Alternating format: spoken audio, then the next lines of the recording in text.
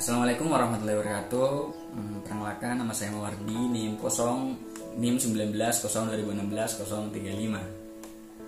Baiklah, kami adalah kelompok keempat dari 12 kelompok dalam mata kuliah tafsir ayat ahkam, dan kami kebetulan mendapatkan ayat tentang kami sendiri, mendapatkan ayat tentang ketidakbolehan atau keharaman menikahi seorang yang musyrik dan wanita musyrik. Adapun poin pembahasan yang akan dibahas nanti adalah tentang surat, makna mufradat, makna global, munasabah ayat, asbabun nuzul, dan kandungan ayat. Baiklah, kepada poin yang pertama tentang surat dan artinya saya akan bacakan. Bismillahirrahmanirrahim. Wala tankihul musyrikin hatta yu'min wala amatu mu'minatun khairum min musyrikatin walau a'jabatkum wala tunkihul musyrikin hatta yu'minu wala abdun mu'minun khairum min musyrikatin walau a'jabakum ulaika yad'una ilan nar wallahu yad'u ilal jannati wal maghfirati bi'idznih wa yubayyinu ayati linnasi la'allahum yatadhakkarun. Adapun artinya adalah, dan janganlah kamu menikahi wanita-wanita musyrik sebelum mereka beriman. Sesungguhnya wanita budak yang mukmin lebih baik dari wanita musyrik, walaupun dia menarik hatimu. Dan janganlah kamu menikahkan orang-orang musyrik dengan wanita-wanita mukmin sebelum mereka beriman. Sesungguhnya budak yang mukmin lebih baik daripada seorang musyrik, walaupun dia menarik. Dan Allah menerangkan ayat-ayatnya, perintah ayat-ayatnya kepada manusia supaya mereka mengambil pelajaran. Adapun beberapa makna mufradat yang asing di mata kita adalah wala al-musyrikat, yakni wanita-wanita musyrik, yang mana syirik adalah mempersekutukan sesuatu dengan sesuatu. Menurut pandangan pakar-pakar Al-Quran, musyrik, al-musyrikin, dan musyrikat digunakan dalam Al-Quran untuk sekelompok orang tertentu yang mempersekutukan Allah. Mereka adalah para penyembah berhala yang ketika turunnya Al-Quran masih cukup banyak, khususnya yang bertempat tinggal di Makkah pada saat itu. Yang kedua yaitu a'jabat berasal dari kata ain, jim, dan ba, yang mana mempunyai dua makna. Yang pertama, bahwa manusia itu mempunyai sifat-sifat yang sombong terhadap segala hal. Sedangkan makna yang kedua, sesungguhnya manusia diciptakan sebagai hewan yang berakal. Yang ketiga, mengenai tentang makna global, yakni dalam ayat ini adalah ayat tersebut dijelaskan bahwa tentang keharaman seorang laki-laki muslim menikahi wanita-wanita musyrik, ataupun sebaliknya tentang seorang wanita yang musyrik menikahi muslim, atau sebaliknya perempuan yang muslim menikahi laki-laki yang musyrik, begitu. Ahmad Mustafa Farad berpendapat dengan berpegang pada pemahaman Imam Syafi'i, di mana dalam hal ini Imam Syafi'i berpendapat ada dua pendapat yang membedakan. Jadi Ahmad Mustafa ini mengambil dari pandangan Imam Syafi'i, bahwa beliau mengatakan Imam Syafi'i ada dua pendapat. Yang pertama adalah ada yang berpendapat bahwa ayat tersebut turun berkenaan dengan sekelompok orang-orang musyrik Arab yang menyembah berhala. Kemudian Allah mengharamkan menikahi kaum perempuan mereka, sebagaimana dia melarang dan kaum laki-laki mereka kepada wanita mukminat ya. Jika demikian, adanya makna ayat tersebut merupakan ayat permanen yang tidak memiliki kaitan hukum dengan ayat Al-Quran lainnya. Sementara penafsiran yang kedua adalah ada yang berpendapat bahwa ayat ini turun berkenaan dengan sekelompok musyrik,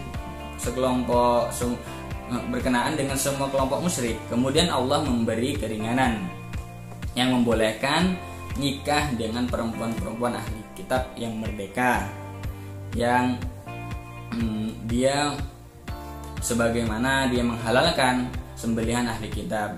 Dengan demikian kelompok kedua ini berpendapat bahwa dalam ayat tersebut ada pengecualian, di mana ayat tersebut dinasahkan dengan turunnya Al-Maidah ayat 5 yang membolehkan menikahi ahli kitab, yang menjelaskan bahwa ayat musyrikin dengan ahli kitab berbeda. Nanti tentang Al-Maidah ayat 5 akan dijelaskan oleh rekan saya setelah penjelasan saya. Yang kedua, yang ke D adalah yang keempat tentang munasabah ayat. Dalam tafsir tentang munasabah ayat ya, dalam tafsir Al-Misbah dijelaskan setelah ayat yang lalu menjawab pertanyaan tentang anak yatim yang tinggal bersama di rumah dan menentukan para wali dan setiap muslim agar memperlakukan mereka sebagai salah satu anggota keluarga. Ayat-ayat berikut mengandung tuntunan menyangkut pembinaan keluarga. Dalam keluarga minimal terdiri dari suami dan istri. Maka tuntunan pertama adalah menyangkut pemeliharaan pasangan suami dan istri. Menyangkut tentang pemilihan pasangan suami dan istri ya, tentang pemilihan pasangan adalah batu permata pondasi bangunan rumah tangga. Ia harus sangat kukuh karena jika tidak demikian akan roboh. Adapun dalam penafsiran ini adalah yang dimaksud dengan pondasi yang kukuh bukanlah tentang sebuah kecantikan. Kalau teman-teman baca makalan ke bawahnya, saya tidak bisa membacakan ke bawahnya. Jadi yakni bukan tentang kegagahan, tentang harta, kekayaan dan sebagainya, melainkan tentang iman dan agamanya serta akhlaknya ya, di sini. Sementara yang kelima adalah tentang asbabun nuzul dari ayat ini. Ibnu Munzir, Ibnu Abi Hatim dan Al-Wahidi meriwayatkan dari Mutakil berkata, ayat ini diturunkan kepada Ibnu Abi Mursad Al-Ghanawi. Dia meminta izin kepada Nabi Muhammad untuk menikahi seorang wanita yang musyrik yang memiliki kekayaan, kecantikan. Maka turunlah surah ayat ini, ayat 221 dalam Al-Baqarah. Sementara Al-Wahidi meriwayatkan dari jalur Sudi dari Ibnu Malik dari Ibnu Abbas, dia berkata, ayat ini diturunkan kepada Abdullah bin Rawaha yang ketika itu memiliki seorang budak wanita berkulit hitam. Pada suatu hari dia marah kepada budaknya dan menampar, kemudian mengadu kepada Nabi Muhammad SAW, dan dia mengatakan bahwa akan memerdekakan budak tersebut, budak yang hitam jelek itu, dan kemudian menikahinya. Tetapi para tetangganya Abdullah bin Rawaha bergibah antara tetangga, antara ibu-ibu. Kenapa sampai menikahi seorang budak yang tidak ada harga dirinya? Karena pada saat itu seorang budak memang tidak ada harga dirinya dan bisa ditukar dengan uang atau bisa ditukar dengan budak yang lain, barter, atau kita sebut dengan barter. Akhirnya turunlah ayat ini yang menyinggung bahwasanya seorang budak yang hitam, jelek dan tapi beriman itu lebih baik daripada seorang wanita yang merdeka tetapi dia musyrik, menyekutukan Allah Subhanahu wa taala ya, menyekutukan Allah. Sementara selanjutnya adalah tentang kandungan ayat ini, ayat 221 Al-Baqarah. yakni dilihat dari kandungan ayat, keseluruhan isinya mencakup peristiwa khusus, yakni hanya berlaku untuk wanita musyrik saja yang tidak diperkenankan untuk dinikahi seorang muslim. Akan tetapi aturan ini akan lebih baik arah manakala perempuan musyrik tersebut telah meluk Islam. Jadi mengenai tentang keseluruhan kandungan ayat tersebut, emang dalam Al-Maidah nanti yang akan saya itu, karena kandungan dalam ayat ini, dalam surat ini tentu saja sangat berkaitan erat dengan Al-Maidah ayat 2, Al-Maidah ayat 5 tentang kebolehan menikahi seorang ahli kitab. Dan juga di sini juga mengatakan bahwasanya tentang keharaman seseorang menikahi seorang muslim. Tetapi tentu jelas tentang sebuah perbedaan itu ada di kalangan beberapa ulama. Ya, nanti akan dijelaskan oleh rekan saya. Yang pasti dalam ayat ini kemurniannya adalah tentang sebuah keharaman seorang menikahi orang-orang yang musyrik, tidak hanya di kalangan perempuan ataupun laki-laki buat menikahinya, tapi menikahi seorang musyrik itu diharamkan.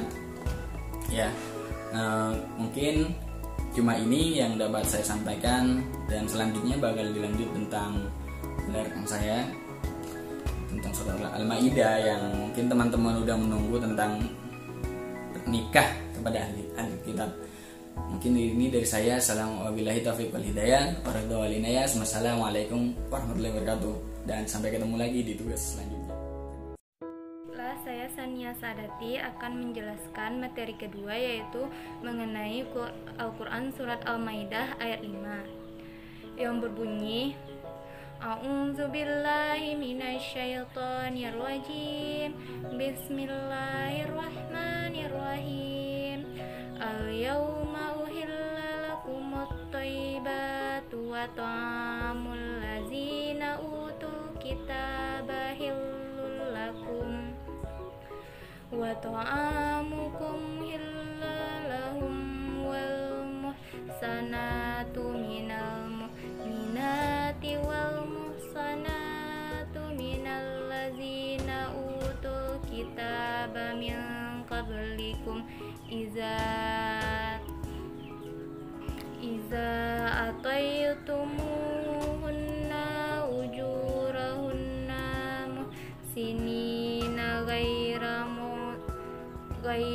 musafihina wala muttakizi afdan wa may yakfur bil imani faqad habita amaluhu wa huwa fil akhirati minal khasirin.